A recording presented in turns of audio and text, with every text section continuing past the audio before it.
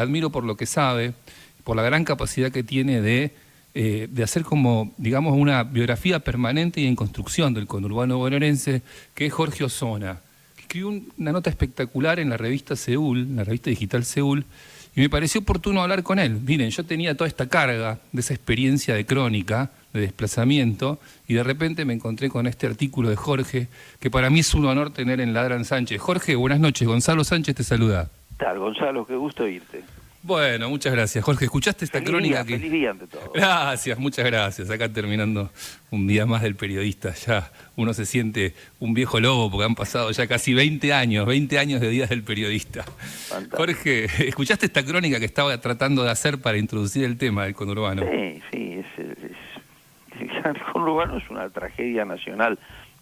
La Argentina es un país trágico, ¿no? Pero toda esa tragedia se concentra potenciada en el Gran Buenos Aires, sin duda, que es, bueno, el cementerio de varios países que ya no existen, ¿no? Y bueno, sobrevive a través de un rompecabezas de retazos de los más heterogéneos, ¿no? Sí, me llamaba la atención en tu artículo esta idea de cómo las pobrezas, por decirlo de alguna manera, han ido siendo diferentes, han ido cambiando, ¿no? Las pobrezas de los años 80, las pobrezas de salida de la hiper, hasta este momento, ¿no? Donde ya está introducida, además potenciado y amplificado por la peste, la cuestión del narco como elemento ordenador o desordenador, no sé. Sí, lo que pasa es que la Argentina es un país que está detenido en los hechos desde los años 70, ¿no? Sí. Ha crecido espasmódicamente, ha tenido una fase de crecimiento muy fuerte durante los 90, después se produjo una caída brutal entre el 2001 y el 2002, y después hubo otro repunte inercial respecto de la capacidad instalada de los 90, y a raíz de los precios internacionales, los famosos superávit gemelos de Kirchner, ¿no? Y hacia fines de la década ese capitalismo ya lucía estresado. Y bueno, y ahí entonces lo que uno ve desde entonces, más o menos 2010, ponele, 2011, bueno, es una situación de estancamiento que ya lleva una década y que por supuesto no hace más que excluir más gente, ¿no? Y eso por supuesto se potencia en Gran Buenos Aires por otra cuestión, la prosecución de las migraciones internas, ¿no? ¿Qué sería? Gran Buenos Aires es una especie de amplificación de la pobreza donde viene esta gente, de verdad que no hace más que agravarla, ¿no? Sobre todo a través del fenómeno de los asentamientos. El año pasado, por ejemplo, yo no tengo información actual, pero lo que pasó durante la cuarentena, el nivel de movilización social, verdaderamente impresionante, para que vos veas, ¿no? Solamente en el primer semestre del 2020 a nivel nacional se movilizaron hacia asentamientos, ¿verdad? 6.200.000 personas, ¿no? Tremendo. Y de cada 5 personas, una, ¿verdad?, lo hizo durante la cuarentena, ¿no? En tierras ocupadas, por supuesto, asentamientos, etcétera. Y se calculaba más o menos para el segundo trimestre que iban a ser 2 millones, de los cuales 1 millón en el Gran Buenos Aires, así que fíjate vos la proporción. Impresionante. Guernica fue en octubre el año pasado el desalojo, ¿no? Exactamente, sí, pero eso fue una gran tapadera, en realidad eso, desde mi punto de vista, yo creo que fue una puesta en escena. Te imaginas que yo estoy allegado a gente experta en las ocupaciones territoriales y que vive por la zona, fue a ver y les dio la impresión de que era una gran maqueta, ¿no? Que ocultaba otra cosa, ¿no? La enorme cantidad de asentamientos que se constituyeron el año pasado sottovoce. Es decir, por un lado vos tenías lo de Guernica y por otro lado, te das cuenta, a ver, 1.800 ocupaciones de tierra en el Gran Buenos Aires, con lo que una cosa tapó la otra. Y alrededor de esos movimientos migracionales, bueno, razones múltiples de la descompresión habitacional, que es un drama, ¿no? Hasta, bueno, el diseño de electorados, ¿no? Llevar gente de un lado a otro a los efectos de garantizar una victoria o de producir una victoria. Y aparte, bueno, la natural fuente de recursos extralegales a partir de, bueno, del narco, ¿no?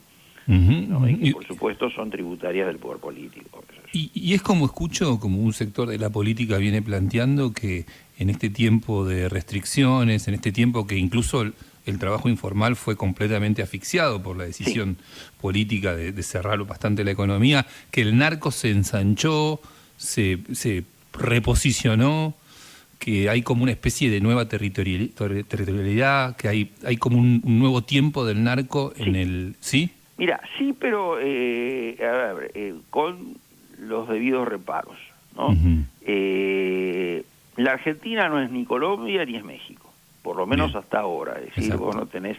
El narco siempre tuvo muy baja reputación, porque hay que ver que la pobreza argentina es el producto de un empobrecimiento, es decir, son sectores que vienen de la clase obrera y que por lo tanto tienen todavía horizontes y conciben al narco. Todo el mundo sabe en un barrio quién es el narco.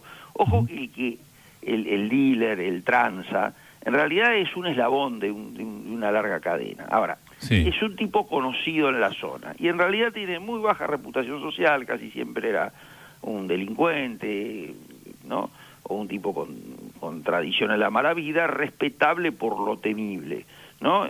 Y justamente con muy bajo estatus social, porque era el tipo responsable de envenenar a los chicos y de producir matanzas cada vez que se producían guerras entre bandas que podían llegar a determinar, y pueden llegar a determinar, la muerte de 60 chicos por barrio o en enfrentamiento entre dos barrios. Entonces, el narco... Ahora, lo que ocurre es que la pulverización de la organización política que produce el kirchnerismo a partir del 2009, vía las cooperativas, Argentina Trabaja, etcétera, ¿no?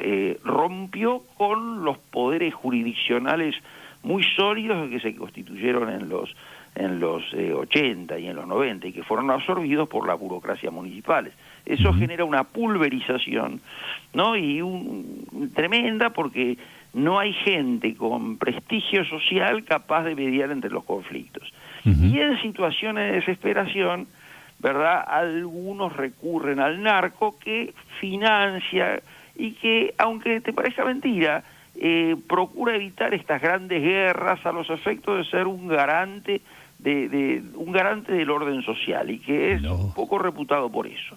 Y a su vez algunos, ¿verdad?, que construyen grandes clubes o grandes entidades donde, bueno, la gente va a bailar los fines de semana o va a practicar deportes. Todo eso, por supuesto, quedó suspendido a raíz de la cuarentena, ¿no? Lo que pasa es que durante el año pasado hubo una recomposición de stock. Ellos se dedicaron a producir mucha porquería, ¿no? Y había escasez. Cuando se produce la apertura, hay una abundancia de droga impresionante, al punto que eso atenuó los conflictos, porque vos tenías 3 dealers o 3 tranzas en la esquina y bueno, se ponían en la esquina y a los 15 minutos no le quedaba nada.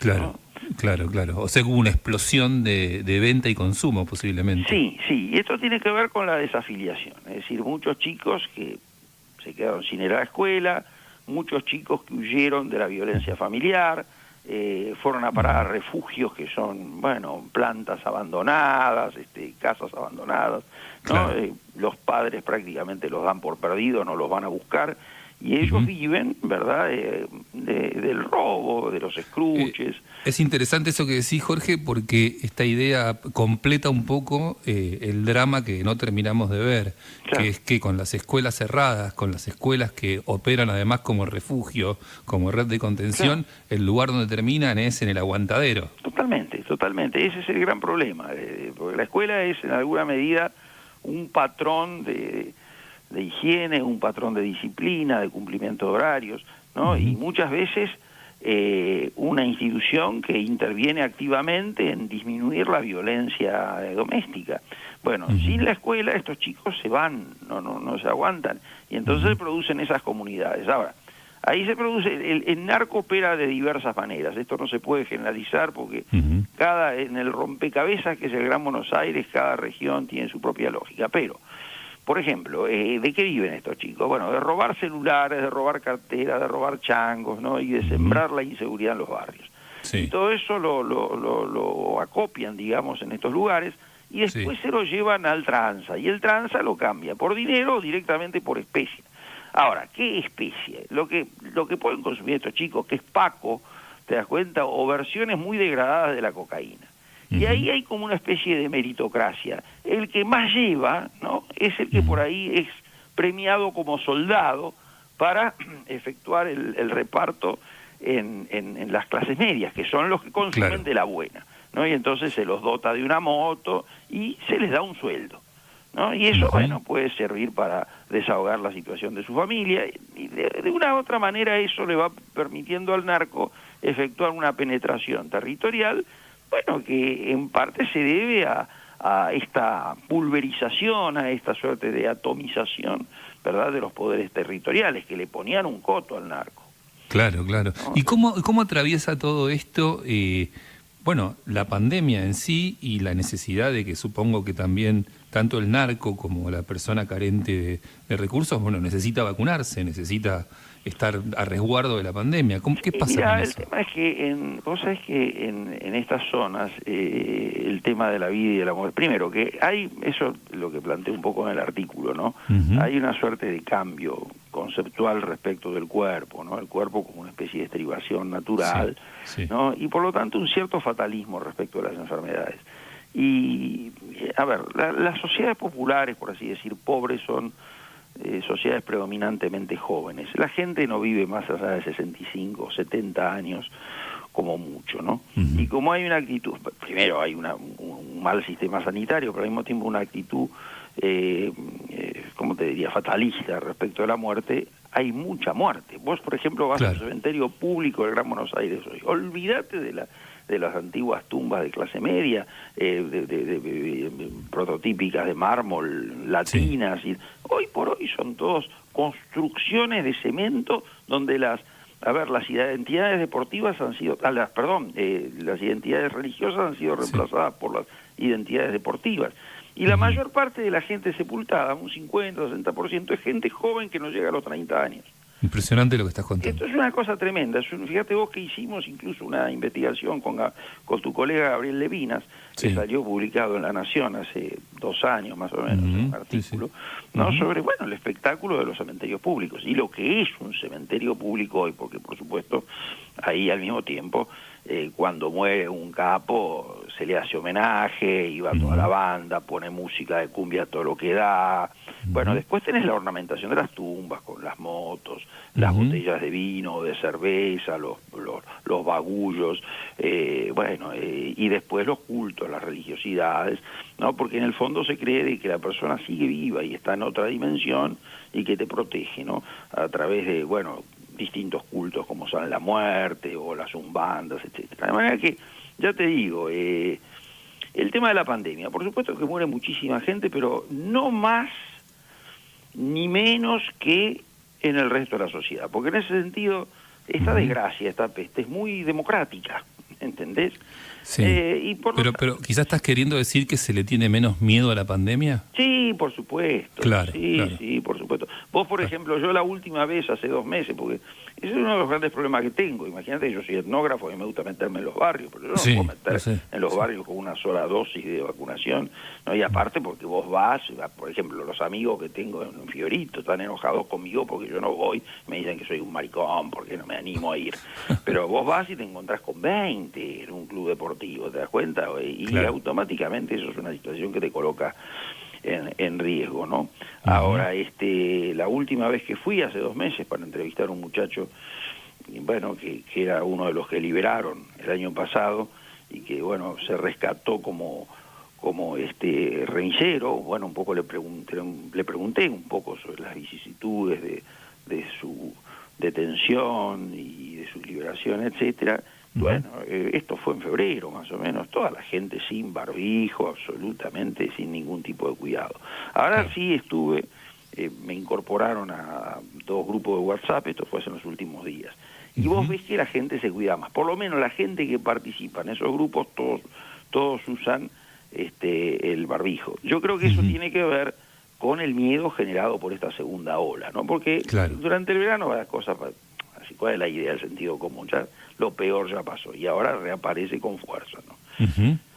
O sea, vos no crees que, o sea, fue más virulenta la pandemia en las villas que fuera de las villas. Mira, te digo la verdad, me parece que no. Yo eso se lo pregunté a un muchacho enfermero, que es muy amigo mío, y que él tenía 2 comedores, para que vos veas, en la zona de Solano. Sí, sí. Y él dice, mira, imagínate, él es enfermero, está en 3 instituciones sanitarias, Sí. bueno, las morgues están saturadas, es tremendo lo que está pasando. Él tuvo incluso, después fue voluntario de la Pfizer y por lo tanto ahora está inmunizado. Pero hay cuenta que en realidad, a ver, el hecho de que esta suerte de insularización que implica la pobreza, donde la gente no sale mucho del barrio, Claro. bueno, aunque parezca mentira, puede generar cierta protección, ¿no? Sí, sí, sí. ¿No? Sí. Así que ya te digo, porque mi pregunta fue concreta, le digo, escúchame, pero esto es un problema de la pobreza, de estos 700 que murieron hoy, la mayoría son pobres, y dice, mira, olvídate de eso. Yo en todas las dependencias en las que estoy, que son 3, una en Monte Grande, otra acá en Villa,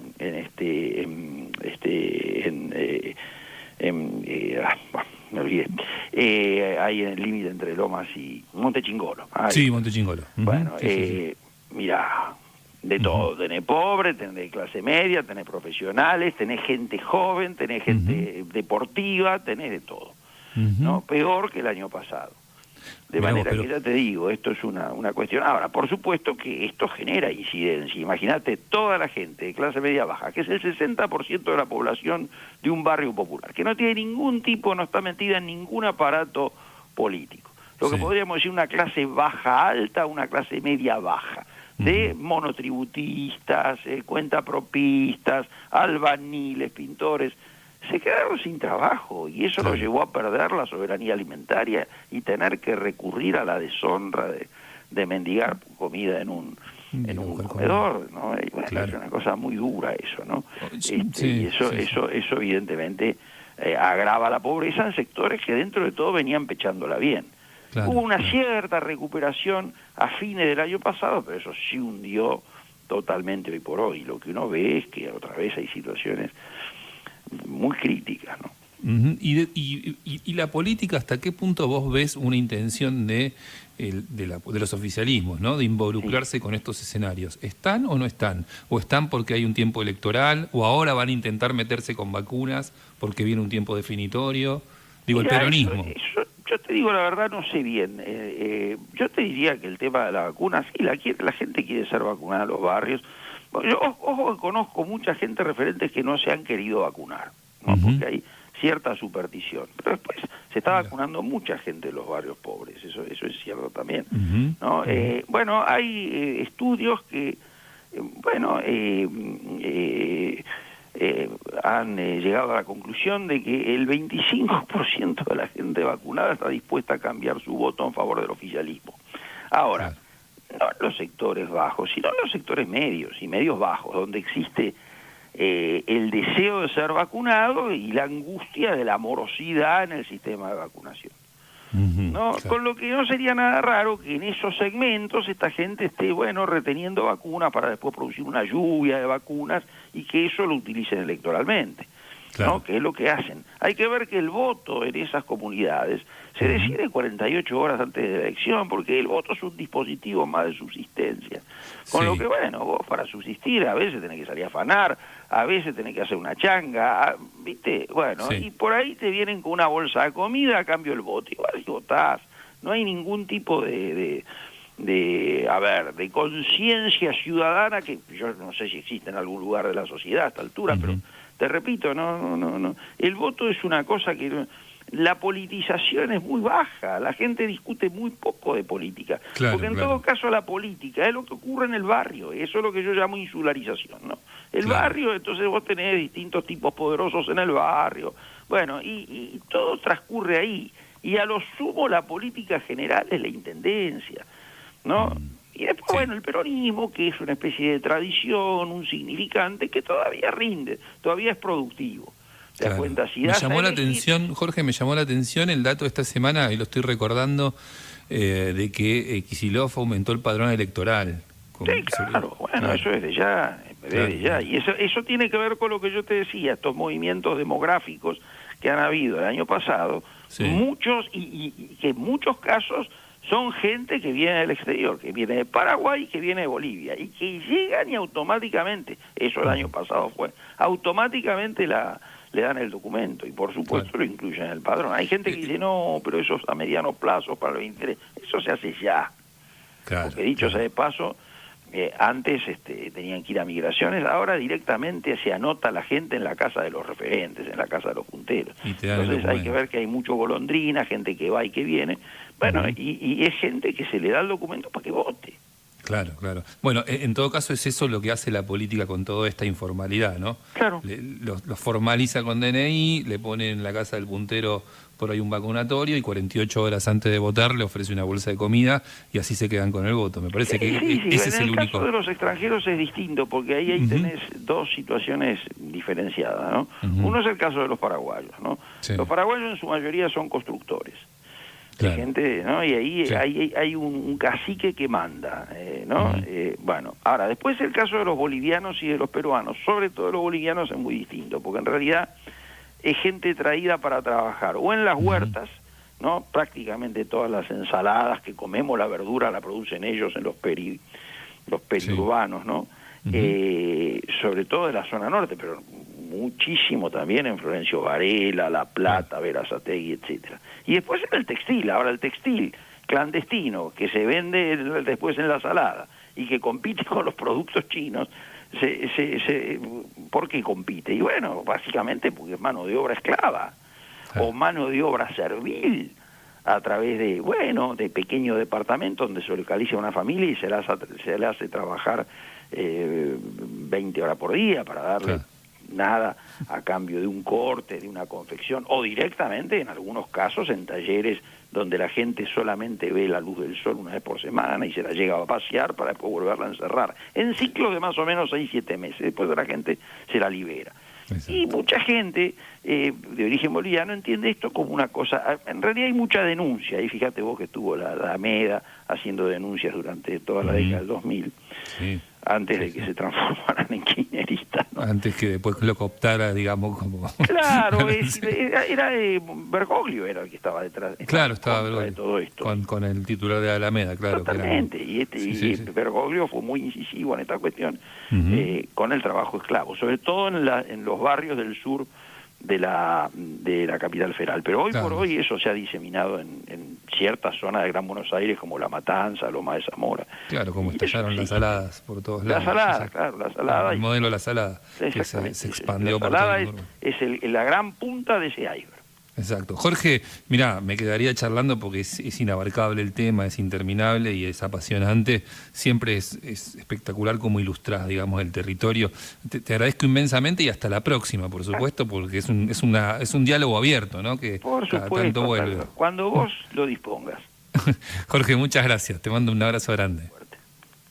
Jorge Osona, en Ladran Sánchez, pintando el conurbano. Hoy se me ocurrió esto, ¿no? Pinta tu aldea, pintarás al mundo. Bueno, pinta el conurbano, pinta el nudo del AMBA y pintarás el drama de la peste, de la pandemia, del narco y de la locura en el gran